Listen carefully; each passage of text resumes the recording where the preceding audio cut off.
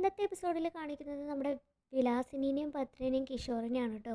കിഷോറിനെ വീട്ടിലേക്ക് കൂട്ടിക്കൊണ്ടു വന്നതിന് ഭദ്രനോട് ചൂടായി സംസാരിക്കാണ്ട് വിലാസിനി. നിങ്ങൾ എന്തിനാ മനുഷ്യ ഇവനെ ഇങ്ങോട്ടേക്ക് കൂട്ടിക്കൊണ്ടു വന്നത്? അപ്പോൾ ഭദ്രൻ പറയാണ്, നീ എന്താ ഇവനെ അവൻ ഇവൻ എന്നൊക്കെ വിളിക്കുന്നത്? ഇവനിപ്പോൾ നമ്മുടെ സ്വന്തമല്ലേ? എനിക്ക് കേരളത്തിലെ ഏറ്റവും കോടീശ്വരനായ മരുമകളുണ്ട്, മകളുണ്ട്. പക്ഷെ ഇവരാരും സഹായിക്കാൻ വരാതിരുന്നപ്പോഴേ എന്നെ സഹായിക്കാൻ വന്നത് ഇവനാ.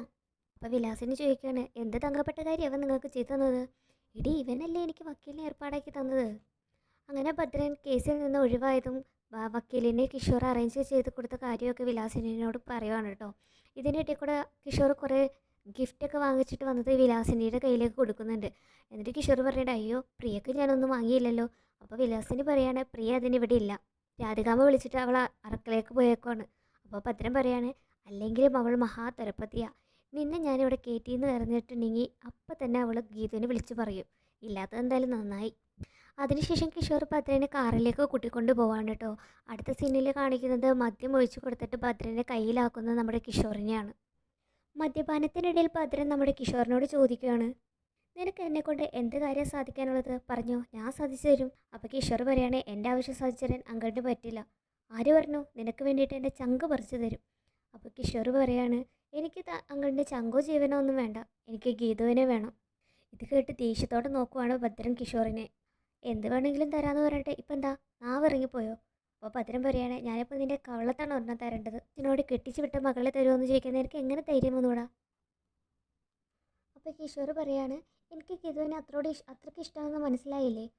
എടാ നിങ്ങളുടെ രണ്ടുപേരുടെയും കല്യാണം കഴിഞ്ഞതല്ലേ, അതുകൊണ്ട് എന്താ രണ്ടുപേരുടെ രണ്ടാം കല്യാണം ആകുമ്പോൾ കുഴപ്പമൊന്നുമില്ലല്ലോ.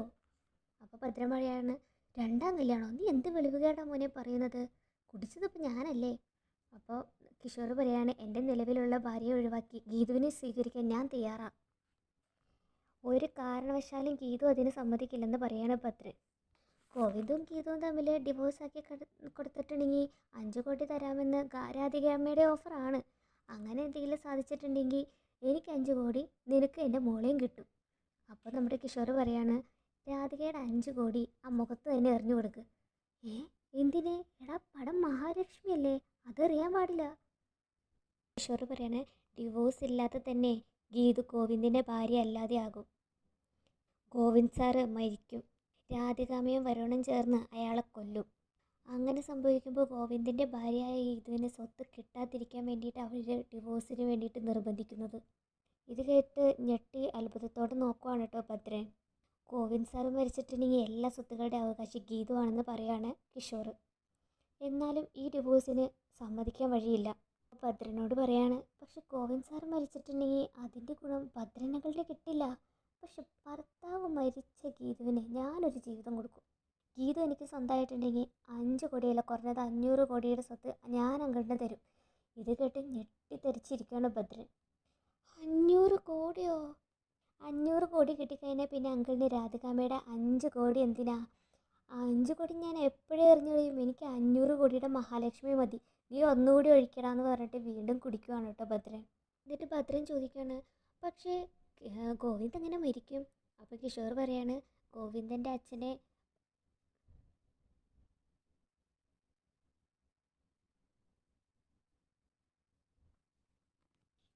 എന്നിട്ട് ഭദ്രൻ ചോദിക്കുകയാണ്, പക്ഷെ ഗോവിന്ദ് എങ്ങനെ മരിക്കും? അപ്പോൾ കിഷോർ പറയാണ്, അയാളുടെ അച്ഛൻ മാധവൻ നായരെ കൊലക്ക് കൊടുത്ത ഭദ്രനങ്ങൾ തന്നെ ഇത് ചോദിക്കണം. എനിക്കറിയാം അങ്കിളിപ്പോൾ കാണിക്കുന്നത് മുഴുവൻ കോമാളിത്തരമാണ്, പക്ഷേ ഉള്ളിലെ ഭദ്രനെ എനിക്ക് ആവശ്യം. തിരിച്ചുകൊണ്ട് കഴുത്തിറക്കുന്ന ആ പഴയ ഭദ്രനെ, സ്നേഹിച്ച് കൂടെ നിന്ന് കുതുകാല് വെട്ടുന്ന ചെകുത്താൻ്റെ മനസ്സുള്ള ആ ഭദ്രനെ, അച്ഛൻ്റെ വിരുദ്ധനെ മോനും സമ്മാനിക്കാൻ എനിക്ക് ആ ഭദ്രനെയാണ് വേണ്ടത്. ഇത് കേട്ട് മുഖഭാവത്തിലൊക്കെ വ്യത്യാസം വന്ന് ഭദ്രൻ പറയാണ് കേട്ടോ, എൻ്റെ പഴയ അവതാരത്തെ നിനക്കിനി കാണാൻ കഴിയും. എൻ്റെ കൂടെ നിൽക്കാൻ നീ ഉണ്ടല്ലോ അല്ലേ? വിലാസിൻ. അപ്പോൾ കിഷോർ പറയാണ്, പക്ഷെ അങ്കിളിൻ്റെ മാറ്റം വിലാസിനി ആൻറ്റി പോലും അറിയരുത്. അവളെ ഇനി ആർക്ക് വേണോടാ എന്നൊക്കെ പറയാണ് ഭദ്രൻ. അടുത്ത സീനിൽ കാണിക്കുന്നത് വിജയലക്ഷ്മി കാറിൽ ഗീതുവിനെ അന്വേഷിച്ച് പോകുന്നതാണ്. ഗീതുവിനെ ഇടയ്ക്കിടയ്ക്ക് ഫോൺ ചെയ്യുന്നുണ്ട്, പക്ഷെ ഗീതു ഫോൺ എടുക്കുന്നില്ല. ഗീതു നീ ഒന്ന് എടുക്ക് എന്നൊക്കെ പറയുന്നുണ്ട് വിജയലക്ഷ്മി. അങ്ങനെ പോകുന്ന വഴിയിൽ വിജയലക്ഷ്മി കാണുന്ന കാഴ്ച തല കറങ്ങി ഒരു മരത്തിൽ ചാരി നിൽക്കുന്ന ഗീതുവിനെയാണ്. പെട്ടെന്ന് വണ്ടി നിർത്തി ഗീതുവിൻ്റെ അടുത്തേക്ക് ഓടിച്ചെല്ലുകയാണ് വിജയലക്ഷ്മി. മോളെ ഗീതു, അമ്മയോട് പറ, നിനക്ക് എന്താ സങ്കടം? അത് കേട്ടതും ഗീതു പൊട്ടിക്കരഞ്ഞ് വിജയലക്ഷ്മിയുടെ നെഞ്ചിലേക്ക് വീഴുവാണ് കേട്ടോ. ഗീതു, എന്താ പറ്റിയത് നിനക്ക്? എന്താണെങ്കിലും പറ. നോക്ക്, നമുക്ക് ചെമ്പകശ്ശേരിയിലേക്ക് പോവാം. അവിടെ ചെന്നിട്ട് കെട്ടിപ്പിടിച്ച് മതിയാവോളം കരയാൻ വാ. അപ്പോൾ ഗീതു പറയാണ്, ഞാൻ വരില്ല, എനിക്ക് ഇനിയും നടക്കണം. എൻ്റെ കാലും മനസ്സും കൂടുതൽ മുറിയണം, ചോര വാർന്നൊഴുകണം. എന്താ മോളെ നീ എന്തൊക്കെയാണ് പറയുന്നത്? നിൻ്റെ അമ്മ വിളിച്ച വരില്ല നീ? അപ്പോൾ ഗീതു കരഞ്ഞുകൊണ്ട് വിജയലക്ഷ്മി കെട്ടിപ്പിടിക്കണം കേട്ടോ. ഗീതു, ആളുകൾ ശ്രദ്ധിക്കുന്നുണ്ട്, വാ വാ, നീ എൻ്റെ കൂടെ വാ. പക്ഷെ ഗീതു ഇല്ല, ഞാൻ വരില്ല എന്ന് പറയാണ്. എന്നിട്ട് പറയാണ്, എനിക്ക് വീട്ടിലേക്ക് പോകണം. വീട്ടിലേക്കോ? എനിക്ക് വീട്ടിൽ ചെന്നൊന്ന് കിടക്കണം അമ്മേ. ഈ അവസ്ഥയിൽ നീ വീട്ടിലേക്ക് പോകണ്ട, നമുക്ക് ചെമ്പകശ്ശേരിയിലേക്ക് പോകാം, അവിടെ ചെന്നിട്ട് കിടക്കാം. അപ്പോൾ ഗീതു പറയാണ്, വേണ്ടെന്ന് പറഞ്ഞില്ലേ, എനിക്ക് എൻ്റെ റൂമിൽ കിടക്കണം, അതെൻ്റെ അവകാശമാണ്, ആർക്കും വിട്ടുകൊടുക്കില്ല. എൻ്റെ അവകാശങ്ങൾ എനിക്ക് വേണം, എന്നെ എൻ്റെ വീട്ടിലാക്ക്, പറ്റില്ലെങ്കിൽ അമ്മ പോയിക്കോ. അപ്പോൾ വിജയലക്ഷ്മി പറയണ, അയ്യോ വേണ്ട, നീ പറയുന്ന സ്ഥലത്ത് ഞാൻ വിട്ടോളാം, പോരെ വാ. അങ്ങനെ ഗീതുവിനെ കാറിൽ കയറ്റി വിജയലക്ഷ്മി നേരെ വീട്ടിലേക്ക് പോവാണ്. ശേഷം കാണിക്കുന്നത് അറക്കൽ വീടാണ്. അറക്കൽ വീട്ടിലെല്ലാവരും ഗോവിന്ദൻ്റെ ബർത്ത്ഡേ ആഘോഷിക്കാൻ വേണ്ടിയിട്ടുള്ള ഒരുക്കങ്ങളിലാണ്. ഇതിനിടയ്ക്ക് രാധികാമ്മ കാര്യമായിട്ട് ഫോൺ ചെയ്യുന്നുണ്ട്. എന്നിട്ട് പറയുന്നുണ്ട്, കണ്ണൻ എന്താ ഫോൺ എടുക്കാത്തേ? ചേ. മറ്റുള്ളവരൊന്നും ശ്രദ്ധിക്കാതെ എല്ലാവരും ഒരുക്കങ്ങളുടെ തിരക്കിലാണ് കേട്ടോ. അപ്പോൾ വരുൺ വന്നിട്ട് രാധികാമ്മയോട് ചോദിക്കുകയാണ്, കുറേ നേരമായിട്ട് അമ്മ ആരെയാണ് വിളിക്കുന്നത്? കണ്ണനെ. അവൻ ഫോൺ എടുക്കുന്നില്ല. അവൻ്റെ ബർത്ത്ഡേക്ക് സർപ്രൈസ് ഒരുക്കി നമ്മളിവിടെ കാത്തിരിക്കുമ്പോൾ അവൻ ഫോൺ എടുക്കാതിരുന്നാൽ ഒരുക്കി വെച്ചതെല്ലാം വെറുതെ ആവില്ലേ? അപ്പോൾ വരുൺ പറയാണ്, ഇവിടെ ഗോവിന്ദേട്ടന് വേണ്ടിയിട്ട് ബർത്ത്ഡേ പാർട്ടി നമ്മൾ അറേഞ്ച് ചെയ്യുന്നുണ്ടെന്ന് ഗീതു എങ്ങനെയോ മനസ്സിലാക്കിയിട്ടുണ്ട്. അതറിഞ്ഞിട്ട് ഇന്ന് ഉച്ചക്ക് ഊണ് കഴിക്കാനാണെന്നും പറഞ്ഞ് ഗോവിന്ദേട്ടനെയും കൊണ്ട് അവൾ ഹോട്ടലിലേക്ക് പോയത്. നമ്മുടെ ഫംഗ്ഷൻ പൊളിക്കാൻ വേണ്ടിയിട്ട് മനഃപൂർവ്വം അവൾ ഗോവിന്ദേട്ടനെ മാറ്റിയതാണ്. അപ്പോൾ പ്രിയ പറയാണ്, വരുണേട്ടാ, ഗീത ചേച്ചീനെ അങ്ങനെ കുറ്റപ്പെടുത്തരുത്. ഗോവിന്ദേട്ടന് സന്തോഷം ഉണ്ടാക്കുന്ന ഒരു കാര്യം മനഃപൂർവ്വം ഗീത ചേച്ചി ഒഴിവാക്കില്ല. അപ്പോൾ രാധികമ്മ ചോദിക്കാൻ, എന്നിട്ട് അവനെവിടെ? ഇത്ര നേരം എന്നെ ഫോൺ ചെയ്തു, കോൾ എടുത്തിട്ട് ഞാൻ വരില്ല, അല്ലെങ്കിൽ ഇത്ര മണിക്ക് ഞാൻ എത്തുമെന്ന് പറയാൻ എന്തെത്ര ബുദ്ധിമുട്ട്? അപ്പോൾ പ്രിയ പറയാണ്, ഗീത ചേച്ചി എന്തായാലും ഫംഗ്ഷന് മുമ്പ് ഗോവിന്ദേട്ടനെ കൂട്ടിക്കൊണ്ട് വരും. അപ്പോൾ വിനോദ് പറയാണ്, എന്തായാലും ഗോവിന്ദേട്ടനെ ഗീത ചേച്ചി ബർത്ത്ഡേ സെലിബ്രേറ്റ് ചെയ്യാൻ വേണ്ടിയിട്ട് തന്നെ കൊണ്ടുപോയതായിരിക്കും. അപ്പോൾ പ്രിയ പറയാണ്, എന്താ അവർ ഭാര്യപ്പുറത്തൊക്കെ പറയില്ലേ, അവരാദ്യം തന്നെ സെലിബ്രേറ്റ് ചെയ്യട്ടെ നീ. അപ്പോൾ രാധിക ദേഷ്യപ്പെട്ട് പ്രിയോട് പറയാണ്, ഗോവിന്ദൻ്റെ ബർത്ത്ഡേ ആണെന്ന് നിനക്കറിയാമായിരുന്നോ? നമ്മളിതുവരെ ആഘോഷിച്ചിട്ടില്ലല്ലോ അമ്മയെ, അതുകൊണ്ട് എനിക്കറിയില്ലായിരുന്നു. അമ്മ ഓർമ്മിപ്പിച്ചത് കൊണ്ടാണ്, അല്ലെങ്കിൽ തീർച്ചയായിട്ടും മറന്നേനെ. അപ്പോൾ രാധിക പറയാണ്, ഞാൻ ആരോടും കണ്ണൻ്റെ ബർത്ത്ഡേ ആണെന്നോ ആരോടും പറഞ്ഞിട്ടില്ല, പിന്നെ എങ്ങനെ ഗീതു അറിഞ്ഞു? അപ്പോൾ എല്ലാവരും സംശയത്തോടെ ഇങ്ങനെ അങ്ങോട്ടേക്കും ഇങ്ങോട്ടേക്കും നോക്കുവാണ് കേട്ടോ. രാധികാമ്മ എല്ലാവരും സംശയത്തോടെ നോക്കുന്നുണ്ട്. അപ്പോൾ ആരും സമ്മതിക്കുന്നില്ല. എല്ലാവരും ഇല്ല, ഞങ്ങളാരും പറഞ്ഞിട്ടില്ല എന്നുള്ള രീതിയിൽ തന്നെ നിൽക്കുവാണ്.